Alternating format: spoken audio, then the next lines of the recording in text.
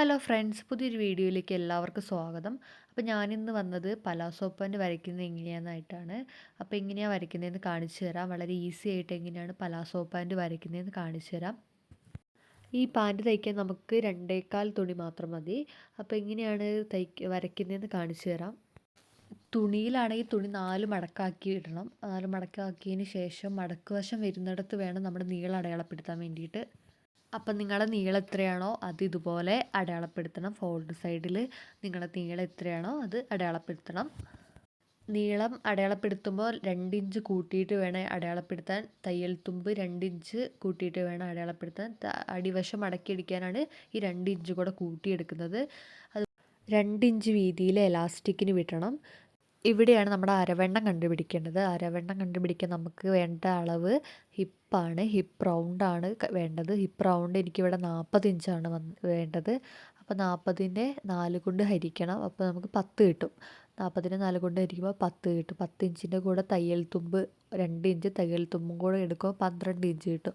അപ്പോൾ എനിക്കിവിടെ അരവണ്ണം വരുന്നത് 12 ഇഞ്ചാണ്. അപ്പോൾ 12 ഇഞ്ച് മാർക്ക് ചെയ്യുക. അപ്പോൾ നിങ്ങൾക്ക് എത്രയാണ് ഹിപ്പ് വരുന്നത്, ഹിപ്പിനെ 4 കൊണ്ട് ഹരിച്ചിട്ട് അതിൻ്റെ കൂടെ 2 ഇഞ്ച് തയ്യൽ തുമ്പും കൂടെ ചേർക്കുമ്പോൾ നമുക്ക് അരവണ്ണം കിട്ടും. നിങ്ങൾക്ക് എത്രയാണോ അരവണ്ണം കിട്ടുന്നത് അത് വേണം ഇവിടെ മാർക്ക് ചെയ്യാൻ വേണ്ടിയിട്ട്. അരവണ്ണം കണ്ടുപിടിക്കാൻ വളരെ എളുപ്പമാണ്. അപ്പോൾ എങ്ങനെയാണെന്ന് മനസ്സിലായില്ല. നിങ്ങളുടെ ഹിപ്പ് എത്രയാണോ ഹിപ്പിനെ 4 കൊണ്ട് ഹരിച്ചിട്ട് അതിൻ്റെ കൂടെ 2 ഇഞ്ച് തയ്യൽ തുമ്പും കൂടെ ചേർത്താൽ മതി. അപ്പോൾ നമുക്ക് അരവണ്ണം കിട്ടും. അടുത്ത ലൈന് നമ്മുടെ ക്രോച്ചാണ്. ക്രോച്ച് ലെങ്ത്താണ്. ഈ 2 ഇഞ്ച് ഇലാസ്റ്റിക്കിന് വിട്ടില്ലേ, അവിടുന്ന് താഴേക്ക് വേണം ക്രോച്ച് ലെങ്ത്ത് അടയാളപ്പെടുത്താൻ വേണ്ടിയിട്ട്. ക്രോച്ച് ലെങ്ത്ത് എനിക്കിവിടെ 13 ഇഞ്ചാണ് കിട്ടിയത്. 13 ഇഞ്ച് എങ്ങനെ കിട്ടിയെന്ന് പറഞ്ഞുതരാം.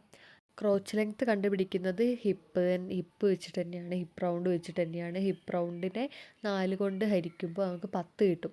എനിക്കിവിടെ 10 കിട്ടും. 10ൻ്റെ കൂടെ 3 ഇഞ്ച് തയ്യൽ തുമ്പ് കൂട്ടിയെടുക്കണം. 3 ഇഞ്ചാണ് ഇവിടെ കൂട്ടിയെടുക്കേണ്ടത്. ക്രോച്ച് ലെങ്ത്ത് ഇങ്ങനെ കണ്ടുപിടിക്കുന്നത് മനസ്സിലായില്ലേ? നിങ്ങളുടെ ഹിപ്പ് എത്രയാണോ ഹിപ്പിനെ 4 കൊണ്ട് ഹരിച്ചിട്ട് അതിൻ്റെ കൂടെ 3 ഇഞ്ച് തയ്യൽ തുമ്പും കൂടെ കൂട്ടിയെടുക്കുമ്പോൾ ക്രോച്ച് ലെങ്ത്ത് കിട്ടും. ക്രോച്ച് ലെങ്ത്ത് 13 ഇഞ്ച് അടയാളപ്പെടുത്തിയുള്ളൂ. അവിടുന്ന് സൈഡിലേക്ക് ഒരു 2.5 ഇഞ്ച് അടയാളപ്പെടുത്തണം. ആ 2.5 ഇഞ്ച് അടയാളപ്പെടുത്തി അവിടുന്ന് നമ്മുടെ കൈക്കുഴിക്കൊക്കെ കുഴിച്ച് വരയ്ക്കുന്നത് പോലെ നല്ല കുഴിച്ച് വേണം വരയ്ക്കാൻ. നല്ല ഷേപ്പിൽ കുഴിച്ച് വരയ്ക്കണം. ഇനി താഴത്തെ വശം അടയാളപ്പെടുത്താം. താഴത്തെ വശം നിങ്ങൾക്ക് എത്രയാണോ വേണ്ടത് അത് ഇവിടെ അടയാളപ്പെടുത്തണം. ഞാനിവിടെ 13, 14 ഇഞ്ചൊക്കെ അടയാളപ്പെടുത്തുന്നുണ്ട്. 15 ഇഞ്ചാണ് അടയാളപ്പെടുത്തുന്നത്. നിങ്ങൾക്ക് എത്രയാണോ വേണ്ടത് ആ ഇഞ്ച് വേണം ഇവിടെ അടയാളപ്പെടുത്താൻ വേണ്ടിയിട്ട്. ഇലാസ്റ്റിക് എങ്ങനെയാണ് കണ്ടുപിടിക്കുന്നതെന്ന് പറഞ്ഞുതരാം. ഞാനിവിടെ ഇലാസ്റ്റിക് എടുത്തത് 30 ഇഞ്ചാണ്. അപ്പോൾ ഈ 30 ഇഞ്ച് എങ്ങനെയാണ് കണ്ടുപിടിച്ചതെന്ന് പറഞ്ഞുതരാം. ഇലാസ്റ്റിക് കണ്ടുപിടിക്കാൻ വേണ്ടി നമുക്ക് വേണ്ട അളവ് വേസ്റ്റ് അളവാണ്. വേസ്റ്റ് റൗണ്ട് എനിക്ക് 34 ഇഞ്ചാണ് വരുന്നത്.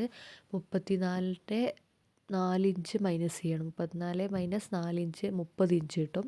നിങ്ങൾക്ക് എത്രയാണോ വേസ്റ്റ് റൗണ്ട് വരുന്നത് വേസ്റ്റ് റൗണ്ട് മൈനസ് 4 ഇഞ്ച്.